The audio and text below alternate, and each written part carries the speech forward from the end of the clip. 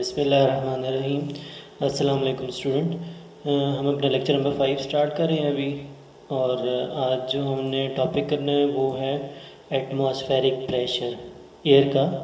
Air जो अर्थ की surrounding में होती है उसका प्रेशर।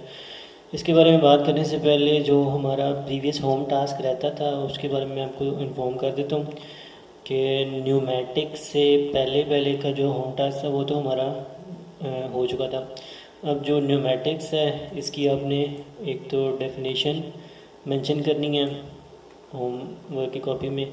फिर उसके बाद ये जो एप्लीकेशंस थी कंप्रेस्ड एयर न्यूमेटिक्स की, ये 6 एप्लीकेशन आपने नोट डाउन करनी है। और इनके साथ ये जो डायग्राम बनी है ये कंपलसरी नहीं है, आप बना सकें तो well and good, otherwise compulsory नहीं है। लेकिन ये जो पॉइंट नंबर 5 में जो एयर ब्रेक सिस्टम की बनी हुई है ये आपको लाजमी बनानी होगी। और फिर इसके बाद एरोसोल का टॉपिक को आपने कम्प्लीटली एक्सप्लेन करना है with its working and diagram. अब हम बात करते हैं अपने आज का टॉपिक एटमॉस्फेरिक प्रेशर के ऊपर। तो अर्थ की सराउंडिंग के अंदर एयर प्रेजेंट है। एयर क्या है? Mixture of gases. उन गैसेस में कौन कौन सी गैसेस हैं? Nitrogen, oxygen and hydrogen. Mainly ये 3 गैसेस हैं। इनके अलावा ट्रेस गैसेस जो कम क्वांटिटी में वो भी प्रेजेंट होती हैं। अब ये जो एयर है ये अर्थ की सराउंडिंग में हर तरफ प्रेजेंट है। ये नहीं कि एक तरफ किसी एक कंट्री के ऊपर है और दूसरी कंट्री पे नहीं है, हर तरफ इक्वल क्वांटिटी के अंदर प्रेजेंट है। अब ये एयर एक कवर है, एक ब्लैंकेट है अर्थ के ऊपर, बिल्कुल उसी तरह से जिस तरह से हमारे ऊपर जिस तरह से सी क्रिएचर होती है, फिशेज़ होती हैं या एक्वेटिक लाइफ जो समुंदर के अंदर होती हैं, उनके ऊपर पानी का एक समुंदर होता है, ओशन होता है। इसी तरीके से यहाँ पर अर्थ की सरफेस के ऊपर हम हैं, बाकी के हमारे साथ क्रिएचर्स और भी हैं, और उनके ऊपर ये हवा का समुंदर है, ओशन है। तो जिस तरह से वहाँ पर पानी की वजह से एक्वेटिक लाइफ के ऊपर वाटर के वेट के बिहाफ पर एक प्रेशर क्रिएट होता है और जिसको हाइड्रोस्टैटिक प्रेशर कहते हैं, इसी तरीके से यहाँ पर हमारे ऊपर जो एयर प्रेजेंट है उस एयर का भी एक वेट है और उस वेट के बिहाफ पर वो एयर हमारे ऊपर प्रेशर एक्सर्ट करती है। उस प्रेशर को एटमॉस्फेरिक प्रेशर कहते हैं। और उसका जो फार्मूला होगा, वैसे प्रेशर का फार्मूला फोर्स ओवर एरिया होता है, लेकिन एटमॉस्फेरिक प्रेशर का क्या होना चाहिए फिर? Weight of air divide by area. मतलब फोर्स की जगह पर हम वेट ऑफ एयर यूज़ करेंगे, क्योंकि एयर का वेट ही वो है जो एयर फोर्स एक्सर्ट करिए जिसके बिहाफ पर। अब ये जो अर्थ की सराउंडिंग के अंदर एयर है, ये एयर की क्वांटिटी, वैसे तो ओवरऑल अर्थ की सराउंडिंग के अंदर हर कंट्री के ऊपर एयर प्रेजेंट है, लेकिन अगर हम अबव द अर्थ मूव करने की कोशिश करें तो अराउंड 30 किलोमीटर्स अगर हम ऊपर जाते हैं तो 99% ऑफ द एयर जो है वो वैनिश हो जाती है। मतलब 99% एयर जो है वो 30 किलोमीटर के बिलो है, और उससे अबव जो रीजन है अर्थ के ऊपर एटमॉस्फेयर में, वो वहाँ पर सिर्फ 1% एयर जो है प्रेजेंट है। एटमॉस्फेयर किसको कहते हैं? अर्थ की सराउंडिंग में जहाँ जहाँ तक एयर है उस सारे रीजन को एटमॉस्फेयर कहते हैं। तो अब क्योंकि ऊपर जाते हुए एयर की क्वांटिटी कम हो जाती है। अब ये क्यों कम हो जाती है? उसकी सिंपल सी रीज़न ये है कि अर्थ की जो ग्रेविटेशनल पुल होती है उसने जब बाकी सब चीज़ों को अपनी तरफ खींच के रखा हुआ है, तो ये एयर के मॉलिक्यूल जो हैं इनको भी अर्थ ने अपनी तरफ खींच के रखा है। इसी वजह से तो पहली बात है कि ये एयर हमारी सराउंडिंग में प्रेजेंट है, ये यहाँ से कहीं जाती नहीं है, कि इसको अर्थ की ग्रेविटी ने अपनी तरफ पुल करके रखा हुआ है। अब ये कि ये एयर की क्वांटिटी ऊपर जाते हुए डिक्रीज़ क्यों हो जाती है, उसकी रीज़न ये है कि अर्थ की जो ग्रेविटेशनल पुल होती है वो भी ऊपर जाते हुए डिक्रीज़ होती है। अर्थ की ग्रेविटेशनल पुल हर तरफ ऊपर जाते हुए सेम नहीं रहती, वो डिक्रीज़ करती है। इसलिए अर्थ की सराउंडिंग में जो एयर की क्वांटिटी है वो भी फिर ऊपर जाते हुए डिक्रीज़ होगी। तो अर्थ और ग्रेविटेशनल पुल सबसे ज़्यादा कहाँ पर होती है? सरफेस ऑफ अर्थ के ऊपर। जब हम अल्टीट्यूड पे जाते हैं तो वो डिक्रीज़ करती है। तो जब सरफेस ऑफ अर्थ पे ग्रेविटेशनल पुल सबसे ज़्यादा है तो इसका मतलब है एयर की क्वांटिटी भी सबसे ज़्यादा यहीं पर होगी, और जब एयर की क्वांटिटी सबसे ज़्यादा यहाँ पर होगी तो यहाँ पर ही एयर का प्रेशर भी, एयर का वेट ज़्यादा होगा। जब एयर का वेट ज़्यादा होगा तो हमारे ऊपर एटमॉस्फेरिक प्रेशर भी ज़्यादा होगा। जब हम हाइट में जाते हैं तो हमारे ऊपर की जो एयर होती है उसकी क्वांटिटी कम हो जाती है, वो इतनी नहीं होती जितनी हम सरफेस ऑफ अर्थ के ऊपर फील करते हैं। तो जो हमारे ऊपर जब एयर कम होगी उसका वेट भी कम होगा, तो एटमॉस्फेरिक प्रेशर भी हमारे ऊपर फिर वहाँ पर कम एक्ट करेगा। तो सबसे ज़्यादा एटमॉस्फेरिक प्रेशर कहाँ पर होता है? सरफेस ऑफ अर्थ पे। अब इसको आप बिल्कुल वैसे ही लिंक कर सकते हैं जिस तरह से हम लिक्विड प्रेशर की बात की थी कि लिक्विड का प्रेशर डेप्थ पे डिपेंड करता है। डेप्थ जहाँ ज़्यादा होती है वहाँ पर प्रेशर ज़्यादा होता है। क्यों? क्योंकि जब डेप्थ ज़्यादा होगी तो ऊपर पानी भी ज़्यादा होगा, तो वाटर ज़्यादा होगा तो उसका वेट भी ज़्यादा होगा और उसकी वजह से प्रेशर भी ज़्यादा एग्जर्ट होगा फिर। तो इसी तरह से यहाँ पर भी है ऐसे ही कि जब हम सरफेस ऑफ अर्थ पर होते हैं तो हमारे ऊपर एयर काफ़ी ज़्यादा होती है, जब हम ऊपर जाते हैं तो एयर की क्वांटिटी कम हो जाती है, जिसकी वजह से हमारे ऊपर प्रेशर भी कम हो जाता है। तो अभी तक जो हमने कंक्लूड किया वो ये कि एटमॉस्फेरिक प्रेशर एयर का प्रेशर है जो एयर के वेट के बिहाव पर हम पर एक्ट करता है। दूसरी बात यह कि ये एटमॉस्फेरिक प्रेशर हमारी सराउंडिंग में वैसे तो all over the world surrounding में प्रेजेंट है, लेकिन जब हम ऊपर अल्टीट्यूड पे जाते हैं, हाइट पे जाते हैं, तो ये एटमॉस्फेरिक प्रेशर कांस्टेंट नहीं रहता, ये एटमॉस्फेरिक प्रेशर डिक्रीज़ करता है, क्योंकि अर्थ की सराउंडिंग में अर्थ के अबव एयर की क्वांटिटी भी डिक्रीज़ करती जाती है। अब जो इससे अगली चीज़ हमने देखनी है वो ये कि एटमॉस्फेरिक प्रेशर को हम मेजर किस इंस्ट्रूमेंट से करते हैं, उसको कहते हैं बैरोमीटर। और अब वैसे प्रेशर की हमने यूनिट पढ़ी थी न्यूटन पर मीटर स्क्वायर और दूसरी यूनिट थी पास्कल, लेकिन एटमॉस्फेरिक प्रेशर के लिए स्पेसिफिक जो है वो दो और तरह की यूनिट्स जो हैं वो डिस्कस होती हैं। उनको एक को कहते हैं ATM. ATM stand for standard atmosphere, एक ये यूनिट इस्तेमाल होती है, और एक इसके अलावा होती है मिलीमीटर ऑफ मरकरी। वो यहाँ पर शायद डिस्कस नहीं की हुई। तो मिलीमीटर ऑफ मरकरी एक वो यूनिट है और एक एटीएम। ये दो यूनिट जो हैं ये यूज़ होती हैं एटमॉस्फेरिक प्रेशर के लिए। तो अब जो हमारी सरफेस ऑफ अर्थ है वहाँ पर कितना एटीएम का प्रेशर होता है, तो वो प्रेशर होता है 1 एटीएम। और 1 एटीएम को अगर हम पास्कल में कन्वर्ट करते हैं या देखते हैं कि पास्कल में कितनी क्वांटिटी बनती है तो वो 101300 पास्कल के या 101.3 किलो पास्कल के इक्वल क्वांटिटी होती है।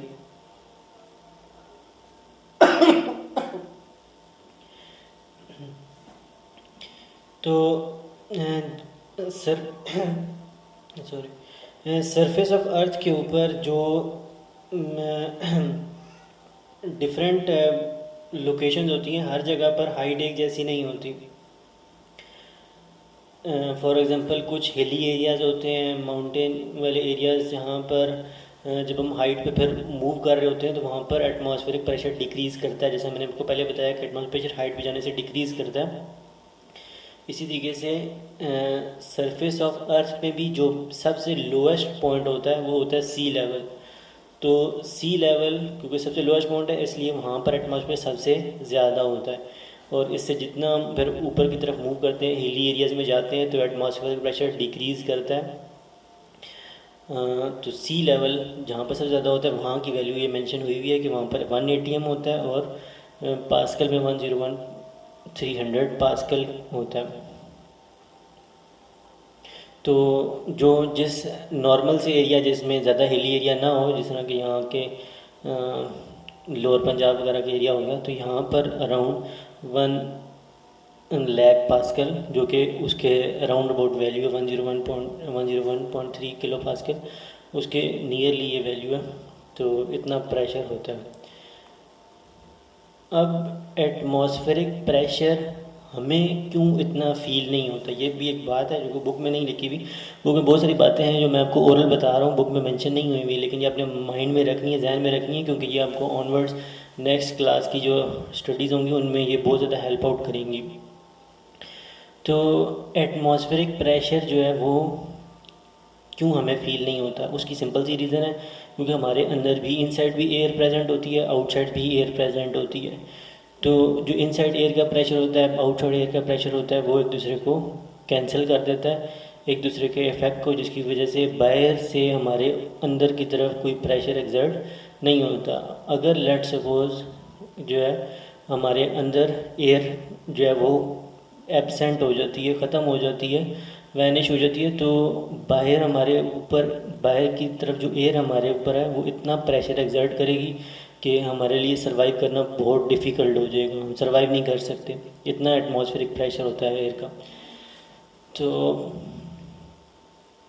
इसी तरह से अगर हम हाइट पे चले जाते हैं तो वहाँ पर क्या होता है कि फिर हमारे अंदर तो एयर का प्रेशर होता है, लेकिन बाहर एटमॉस्फेयर प्रेशर कम हो जाता है, जिसकी वजह से फिर एयर इन साइड से आउट साइड मूव करने की कोशिश करती है, और जब एयर की क्वांटिटी अंदर कम रह जाती है तो फिर ऑब्वियसली उस सूरत में भी हमारे लिए सर्वाइव करना डिफ़िकल्ट हो जाता है। इसलिए वहाँ पर स्पेसिफिक किस्म के सिलेंडर्स जो हैं वो साथ लेके जाया जाता है।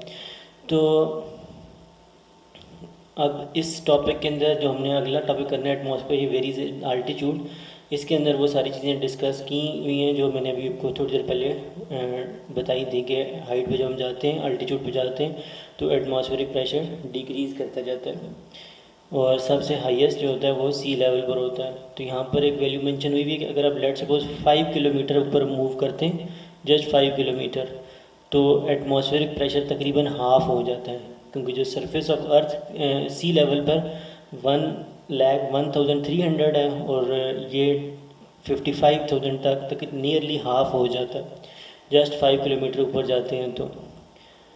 तो अल्टीट्यूड उस हाइट को कहते हैं जो हम above the surface of earth cover कर रहे होते हैं। तो अब ये बात तो हमें पता है कि जितना अल्टीट्यूड बढ़ता जाएगा उतना एटमॉस्फेयर प्रेशर डिक्रीज़ करता जाएगा। तो अब इसके बीच में एक स्पेसिफिक किस्म का रिलेशन बन जाता है कि कितनी हाइट पर कितना एटमॉस्फेरिक प्रेशर होगा। तो उस लिहाज से एक और इंस्ट्रूमेंट होता है जिसको कहते हैं प्रेशर अल्टीमीटर। तो वो हम यूज़ करते हैं जब हम हाइट पे जाते हैं, हाइट को इंडिकेट करने के लिए, अल्टीट्यूड को इंडिकेट करने के लिए, मेजर करने के लिए। जिस तरह से आपने नोट किया होगा कि जब हम प्लेन के अंदर, एरोप्लेन के अंदर फ्लाई कर रहे होते हैं तो वहाँ पर हमें साथ साथ हाइट बताई जा रही होती है, तो ऑब्वियसली वो हाइट कोई वहाँ से नीचे कोई रस्सी वगैरह या रोप वगैरह लटका के तो हाइट मेजर नहीं हो रही होती।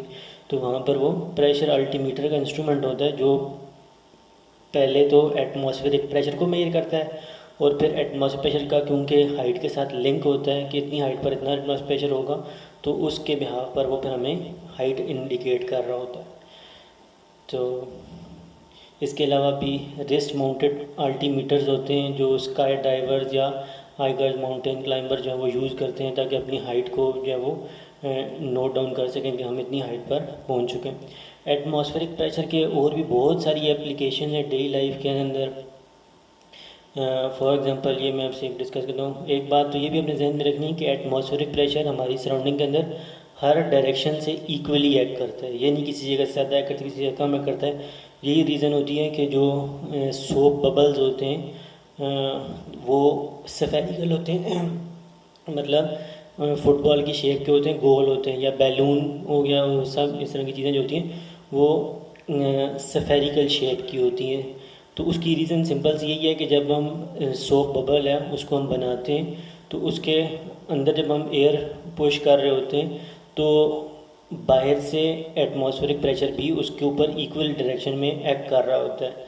तो जिसकी वजह से जब उसको हर तरफ से एक जितनी एटमॉस्फेयर हर तरफ से टैप करेगा तो ऑटोमेटिकली उसकी शेप जो है वो फिर सिमेट्रिकल होगी, हर तरफ से एक जैसी होगी, तो फिर वो स्फेरिकल शेप ही बन सकती है। तो एक तो ये पॉइंट भी अपने माइंड में रखना है। फिर जो अभी मैं आपसे डिस्कस कर रहा था वो ये, अच्छा ये वो इंस्ट्रूमेंट है बैरोमीटर, जिसकी हमने बात की थी कि एटमॉस्फेयर प्रेशर को मेजर करने के लिए हम क्या इस्तेमाल करते हैं, बैरोमीटर। इसकी डिटेल वहाँ पे नहीं थी, मैं थोड़ा सा शॉर्टली आपसे डिस्कस कर देता हूँ कि ये इसके अंदर एक वेजल होती है, मैं मतलब ट्यूब सी होती है ग्लास की, और फिर उसके बाद ये एक टब होता है। इसके अंदर हम मरकरी फिल करते हैं और सबसे पहले ऊपर से ये बंद होती है, तो इसको इन्वर्ट करके मतलब उल्टा के इसके अंदर सबसे पहले हम मरकरी फिल करते हैं और फिर हम इसको इस टब के अंदर उल्टा देते हैं।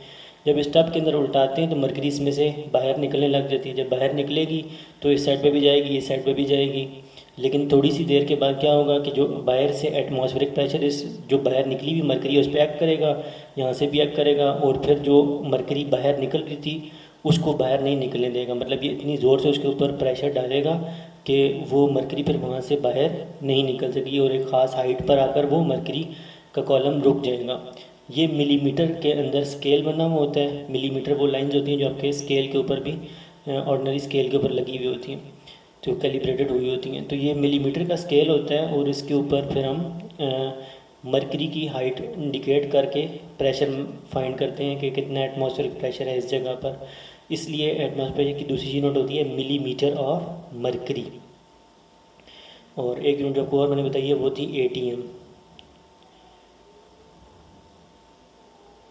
हाँ, तो ये एक एप्लीकेशन है जिसके अंदर, मैं इसके साइज ज़रा इंक्रीज़ कर देता हूँ, ये वैक्यूम क्लीनर जो है, तो वैक्यूम क्लीनर के अंदर क्या होता है कि एटमॉस्फेरिक प्रेशर को यूज़ किया जाता है। बल्कि इसको डिस्कस करने से पहले मैं आपको ये जो सिंपल सी एग्जांपल है एटमॉस्फेयर का जो रोल है हमारी लाइफ में, उसके बारे में बात करते हैं कि ये जो जस्ट सपोज हम स्ट्रॉ के ज़रिए से कोई जूस साफ करें या कोई लिक्विड साफ करते हैं तो उसमें भी क्या होता है, तो वही जो हमने पीछे एरोसोल के अंदर बात की थी, वो क्या कि इस स्ट्रॉ के अंदर स्टार्ट के अंदर क्या होती है, एयर। तो जब हम उस लिक्विड को सक करने लगते हैं तो सबसे पहले हम क्या करते हैं, वो जो हमें तो पता नहीं चलता, हमको इतनी तेज़ी से वो ये प्रोसेस कर रहे होते हैं कि हमें महसूस ही नहीं होता। जस्ट फॉर द टेस्ट हम उसको बहुत जल्दी से जो है ना वो कंसिडर करते हैं कि पता नहीं चलता हमें। तो वो जो एयर उसके अंदर होती है वो हमारे इनसाइड चली जाती है, माउथ में चली जाती है। अब उस स्ट्रॉ के अंदर एयर नहीं होती। जब एयर नहीं होगी तो क्या होगा कि सराउंडिंग के अंदर एयर, अर्थ की सराउंडिंग के अंदर और इस क्या कहते हैं जो जो लिक्विड हम पी रहे हैं उसकी सराउंडिंग के अंदर तो एयर प्रेजेंट है। अब एयर हमेशा उस जगह पे जहाँ पर उसकी क्वांटिटी ज़्यादा होती है उस जगह मूव करने की कोशिश करती है जहाँ पर उसकी क्वांटिटी कम होती है। तो वो एयर फिर वहाँ से जब मूव करेगी तो किस जगह पे मूव करने की कोशिश करेगी, उस स्ट्रॉ में जाने की कोशिश करेगी जहाँ से एयर एवैक्यूएट हो चुकी है, निकल चुकी है। अब उस एयर के रास्ते में कौन आ जाएगा, ये लिक्विड। तो वो एयर इस लिक्विड को पुश करेगी कि तुम आगे चलो ताकि हम जो है ना वो स्ट्रॉ तक पहुंच सके। तो वो एयर जो बाहर एटमॉस्फेयर की एयर होती है, एटमॉस्फेरिक प्रेशर के बिहाफ पर उस पर वो आगे लिक्विड को प्रेशर देती है और वो फिर लिक्विड इस तरह से चलते चलते हमारे इनसाइड चला जाता है और हम इस चीज़ को नोट डाउन नहीं करते कि ये बाहर एटमॉस्फेरिक प्रेशर के बिहाफ पर ये हमारे इनसाइड मूव कर रहा है। तो जो इससे पहले दूसरी एप्लीकेशन थी जो मैं अभी से डिस्कस कर रहा था वो ये थी वैक्यूम क्लीनर वाली। तो इसमें भी यही होता है कि इसके अंदर एक बकेट होती है जिसके अंदर डस्ट और डर्ट ने इकट्ठा होना होता है। ऊपर एक फ़ैन लगा होता है और मोटर लगी होती है, मोटर के साथ फ़ैन लगा होता है और एक एग्जॉस्ट पोर्ट होती है। और ये एक डस्ट और एयर जो फ्लोर वगैरह पर ये यहाँ से एंटर होती है।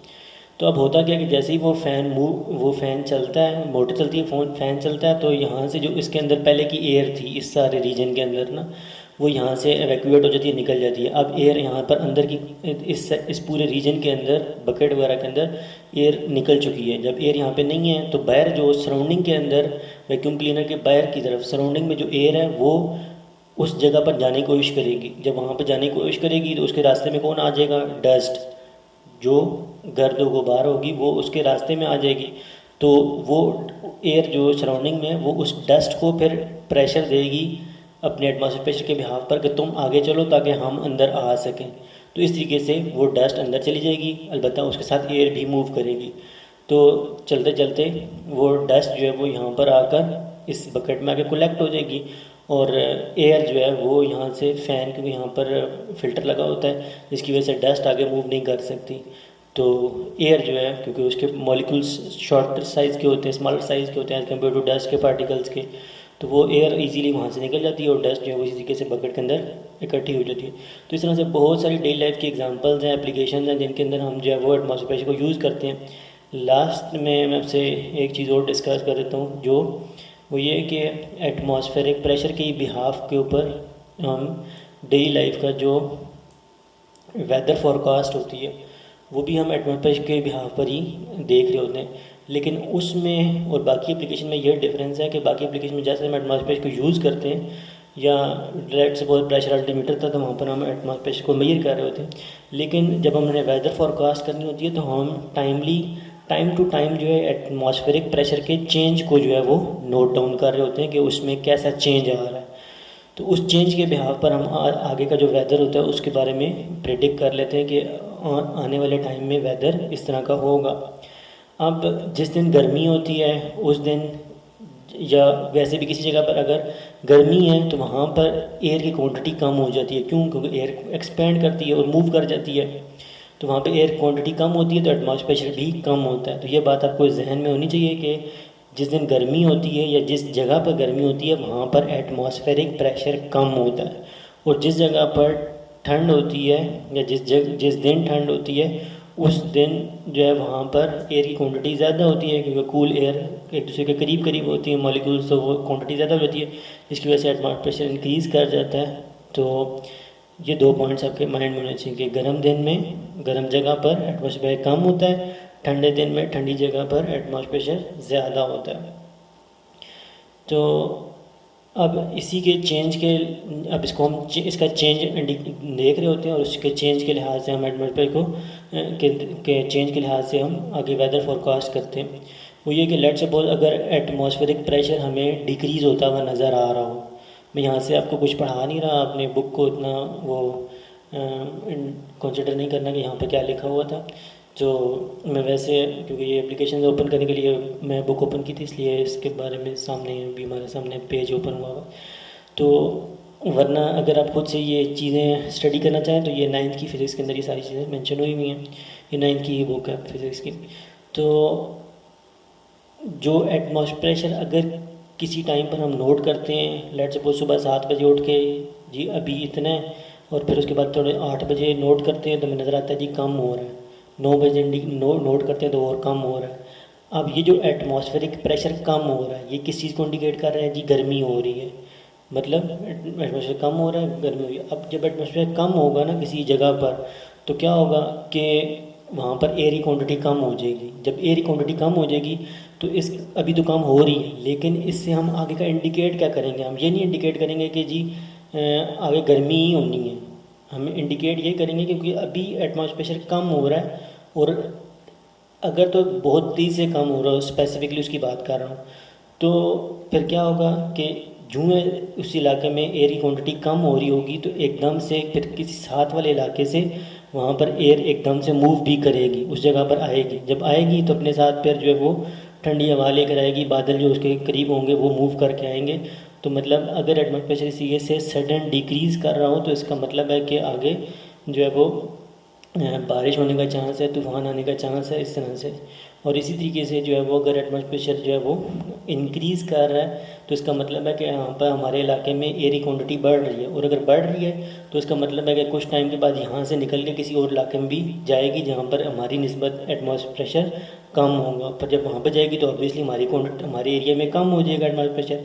तो जब कम होगा तो हम यही प्रेडिक्ट करेंगे कि गर्मी होने का चांस है। तो बहरहाल इसकी आगे डिटेल्स हैं, मैं इतनी ज़्यादा डिटेल में तो वीडियो से डिस्कस नहीं कर रहा, लेकिन जैसे ओवरऑल एक बात की है कि हम एटमॉस्फेयर के बिहाफ पर ही लिक्विड वगैरह को साफ करते हैं, पीते हैं, और बाकी वैक्यूम क्लीनर की एप्लीकेशन होगी या वेदर फोरकास्ट की होगी, और इसके अलावा भी बहुत सारी एप्लीकेशन है। फॉर एग्ज़ाम्पल यहाँ पर पता नहीं अभी यहाँ पे किसी का मेंशन हुआ है नहीं, वो एक जो शक्कर होता है जो कि हम खैर लैब वगैरह में भी बहुत सारे इस तरह के शक्कर यूज़ करते हैं जो कि जिनके ज़रिए से हम लिक्विड फिर जो है ना वो एसिड्स वगैरह जो है वो उनको पुल आउट करते हैं। इसके अलावा भी इस तरह के शक्कर होते हैं जो कि आपने नोट किया होगा व्हीकल्स के, गाड़ियों के ना विंड स्क्रीन के ऊपर कुछ इस तरह के डेकोरेटिव चीज़ें जो हैं वो लगाने के लिए यूज़ किए जाते हैं। उनको रबर के बने होते हैं, उनको लगाते हैं शीशे के ऊपर, और क्या होता है कि वहाँ से एयर वहाँ से निकल जाती है उनके अंदर से। जब एयर निकल जाती है तो बाहर की तरफ जो एयर होती है वो फिर उसको बाहर से जो है वो पुश करती है कि ताकि ये जो शक्कर है ये टूट जाए, कट जाए और हम अंदर जा सकें। तो वो रबर का बना होता है, उसमें कटना तो होता नहीं है, टूटना होता नहीं है, इस वजह से बाहर से उसके ऊपर वो प्रेशर लगाता रहता है और वो फिर वहीं पर ही चेक करके रहता है। तो इस तरह से बहुत सारी डेली लाइफ के एग्जांपल हैं, आप उसको सर्च भी कर सकते हैं, गूगल कर सकते हैं इस चीज़ को। लेकिन बहरहाल हमारा चैप्टर तो भी ये यहाँ पर ख़त्म हो चुका हुआ है एटमॉस्फेरिक प्रेशर का। तो बाकी अब आपका काम ये है कि आपने इस टॉपिक को भी कंप्लीट डिटेल के साथ लिखना है, और हो सके तो जो मैंने बातें आपको ओरल बताई हैं उनको भी आप कुछ ना कुछ नोट डाउन पॉइंट्स की फॉर्म में रखें, ताकि आगे आके आपको जो है वो यूज़ भी हो, और आप इसके लिए जो आगे की स्टडीज़ हैं उनमें भी आपको हेल्प होगी। तो अभी आपका एक और काम ये है कि आपने इसकी एक्सरसाइज को सॉल्व करना है, और जो क्वेश्चन आपसे सॉल्व नहीं होते उनको आप मार्क करें। इसके अलावा भी मैं आपसे ओवरऑल एक बात करूँ कि क्योंकि हम ऑनलाइन स्टडी करें, आप मेरे सामने नहीं हैं, तो बहुत सारी आपके माइंड में कन्फ्यूजन्स भी हो सकती हैं, बहुत सारे आपके क्वेश्चन आपके माइंड में राइज हो रहे होंगे, बहुत सारी चीज़ें आप पूछना चाह रहे होंगे, तो वो सब चीज़ें आप नोट डाउन करें। जहाँ जहाँ पे जो जो टॉपिक के साथ आप अपनी बुक के ऊपर स्टिकी नोट्स लगा के वो पॉइंट्स आप अपने साथ लेकर आएँ कॉलेज में, जब आप इन फ्रंट ऑफ मी होंगे तो इंशाल्लाह आपको उन सब चीज़ों के आंसर किए जाएंगे, और कोशिश की जाएगी आपको सेटिस्फाई किया जाए। तो अभी के लिए जहाँ तक जितना से हो सकता है आप अपने एंड के ऊपर जो है वो स्ट्रगल करें, ताकि इन चीज़ों को जो है वो लाजमी सिचुएशन इस टाइप की है कि हर जगह पर ही हर बंदा एक किस्म से स्टक हुआ है। तो अब अभी अपनी हम सब ने अपनी अपनी जगह पर स्ट्रगल करनी है, आपने भी अपने एंड पे स्ट्रगल करनी है। इन चीज़ों को बहुत अच्छे तरीके से नोट डाउन करें, एक्सरसाइज को बहुत अच्छे तरीके से सॉल्व करें, ताकि आपके माइंड के अंदर जो है वो कॉन्सेप्ट और क्लियर हो जाए। अभी के लिए अल्लाह हाफिज़।